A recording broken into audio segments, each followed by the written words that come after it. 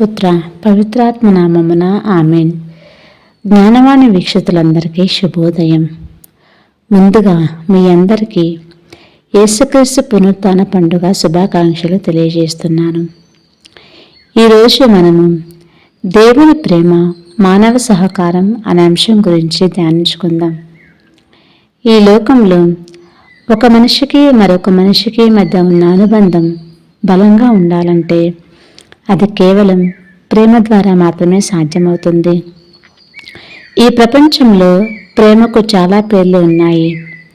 తల్లిదండ్రుల ప్రేమ, అక్క చెల్లెళ్ళ ప్రేమ, అన్నదమ్ముల ప్రేమ, ప్రేయసీ ప్రియురాల ప్రేమ, ఇంకా మరెన్నో ఉన్నాయి.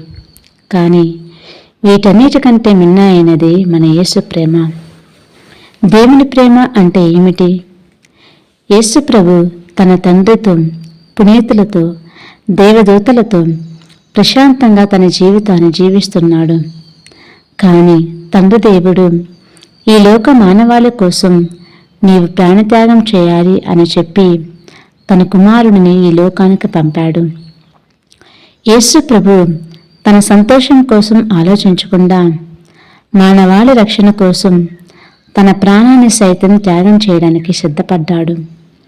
ఈ లోకంలో ఒక సామాన్య మానవుడిగా జన్మించాడు. ఒక వ్యక్తికి ప్రేమ ఉన్నప్పుడే ఆ వ్యక్తికి మోక్షం లభిస్తుంది. ఒక వ్యక్తికి ప్రేమ ఉంటే ఆ వ్యక్తి భగవంతుడిని అనుభవిస్తాడు.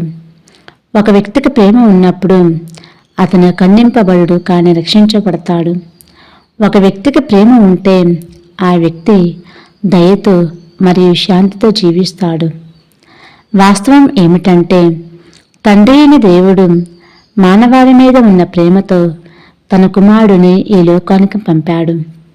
మరియు కుమారుడు తన తండ్రి మీద ఉన్న ప్రేమతో తన మాటను నిలబెట్టుకున్నాడు.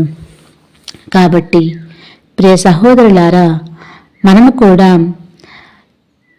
మనకు యేసు ప్రభు మీద ఉన్న ప్రేమతో మన జీవితాలను ఆయన సేవకు అంకితం చేశాం.